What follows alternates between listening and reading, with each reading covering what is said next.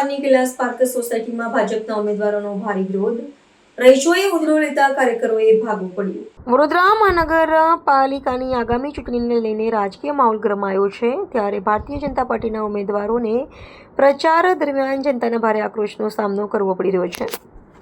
તાજેતરમાં શહેરના ward number 12માં આવેલા કોટા વિસ્તારની કૈલાસ પાર્ક સોસાયટીમાં મત માંગવા પહોંચેલા એક ભાજપના ઉમેદવારો અને કાર્યકર્તાઓની એક બેઠકમાં સ્થાનિક રહીશોએ ભારે હોબાળો મચાવ્યો હતો।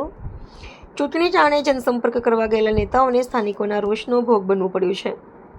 પ્રાપ્ત માહિતી અનુસાર ભાજપના કાર્યકર્તાઓ જ્યારે સોસાયટીમાં પ્રચાર માટે ઉપસ્થિત રહ્યા હતા, ત્યારે પ્રાથમિક સુવિધાઓ અને વિકાસના કાર્યો ન થયા હોવાના મુદ્દે નાગરિકોએ તેમને આડે હાથ લીધા હતા।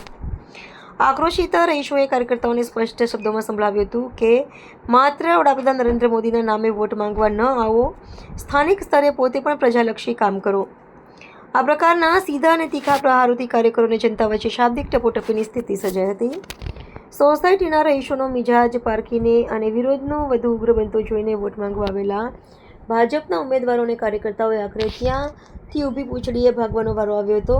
સ્થાનિક સ્વરાજ્યની ચૂંટણીમાં સત્તાધારી પક્ષના ઉમેદવારો પ્રત્યે વોર્ડ વિસ્તારોમાં જોવા મળી રહેલો આ સીધો રોષ એ વાતનો સંકેત છે કે મતદારો હવે માત્ર રાષ્ટ્રીય નેતૃત્વ કે પક્ષના નામના સહારે નહીં, પરંતુ સ્થાનિક સ્તરે થયેલા નક્કર કામોના આધારે જ પોતાના મતાધિકારનો ઉપયોગ કરવાનું મન બનાવી ચૂક્યા છે। અલ્પેશભાઈ હતા કે જે બી પ્રશ્ન હોય તો અલ્પેશભાઈ થ્રુ અમને જાણવા મળતા હતા।